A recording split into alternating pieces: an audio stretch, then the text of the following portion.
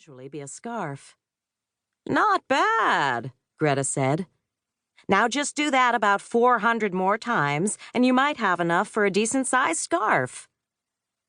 Devin groaned.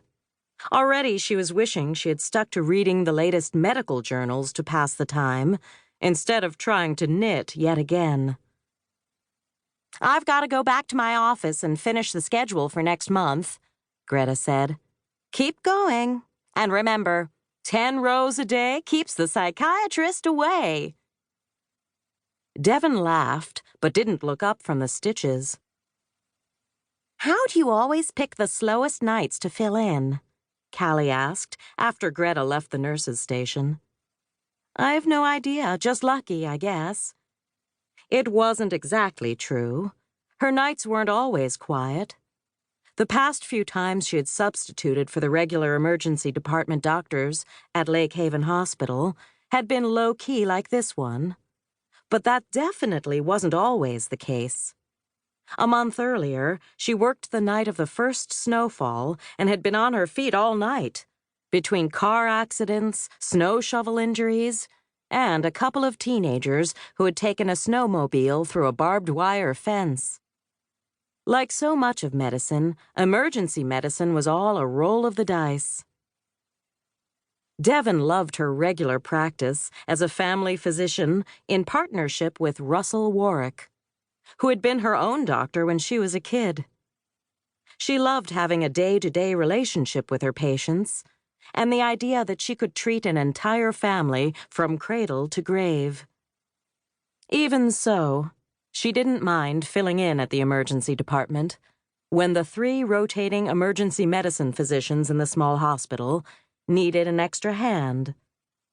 The challenge and variety of it exercised her brain and sharpened her reflexes, except tonight, when the only thing sharp seemed to be these knitting needles that had become her nemesis.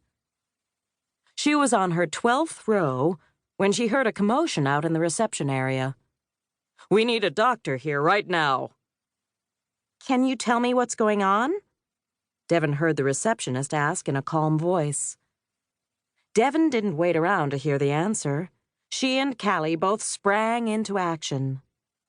Though the emergency department usually followed triage protocol, with prospective patients screened by one of the certified nurse assistants first to determine level of urgency, that seemed superfluous when the newcomers were the only patients here. By default, they automatically moved to the front of the line since there wasn't one.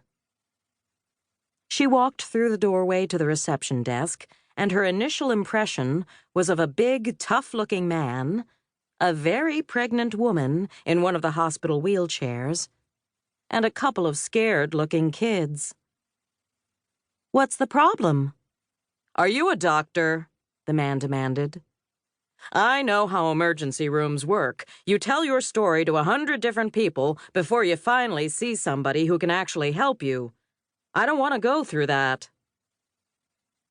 She gave a well-practiced smile. "I'm Dr. Shaw, the attending physician here tonight. What seems to be the problem?" "Devin, is that you?"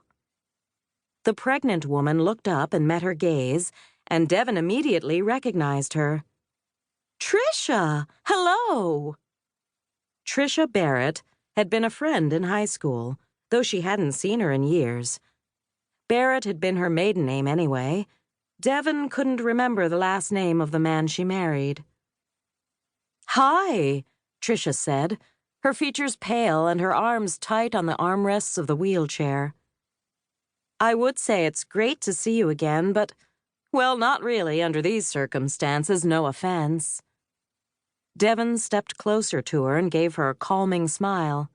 "None taken, believe me, I get it. Why don't you tell me what's going on?" Trisha shifted in the wheelchair. "Nothing. Someone is overreacting."